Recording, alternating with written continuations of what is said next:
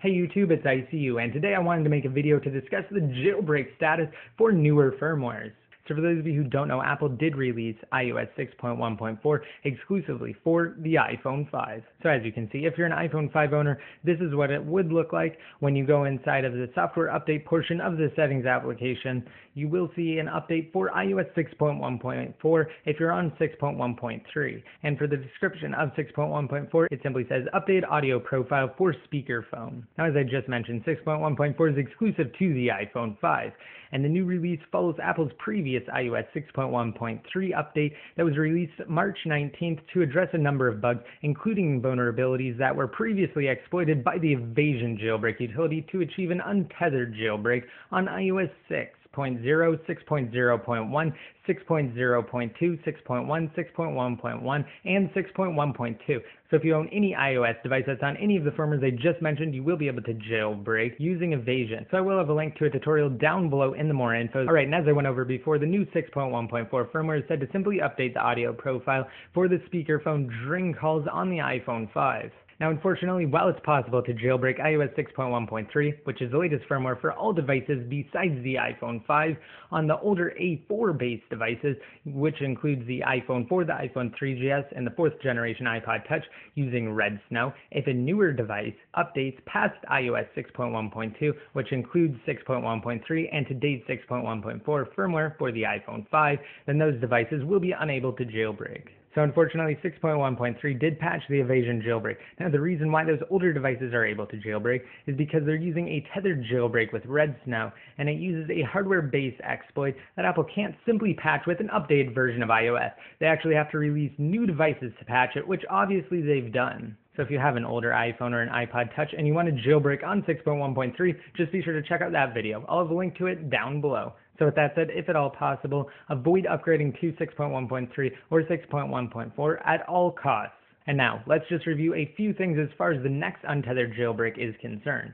So back in March, POSIX Ninja announced his plans to develop the next untethered jailbreak. So I'm not really going to go too into depth. Now really quick, for those of you who don't know, POSIX Ninja is the former leader of the Chronic dev team, the developers behind tools like Absinthe and Green Poison. So POSIX Ninja will definitely hold true to what he says because this is coming from a reputable source.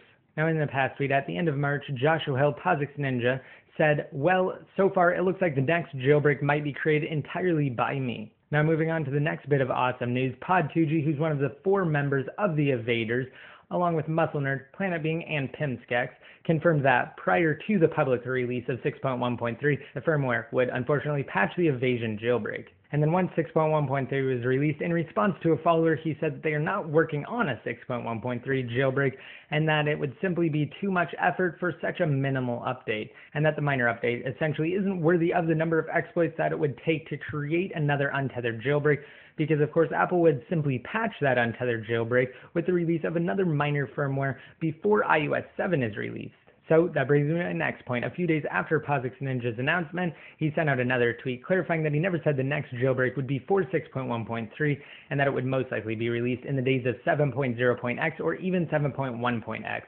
So we have a ways to go before we hit POSIX Ninja's future jailbreak.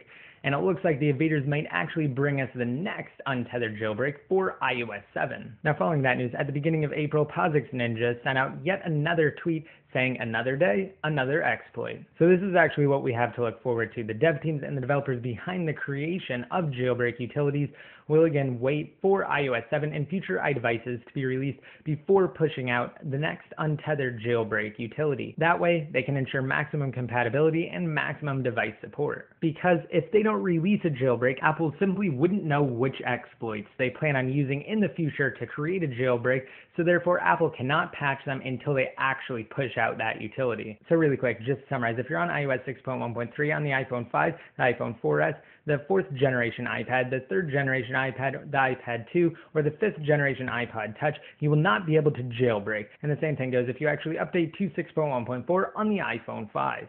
However, if you're on an iPhone 4, iPhone 3GS, or the 4th generation iPod Touch, you will be able to jailbreak on 6.1.3 using Red Snow. and the next public untethered jailbreak is unfortunately ways off.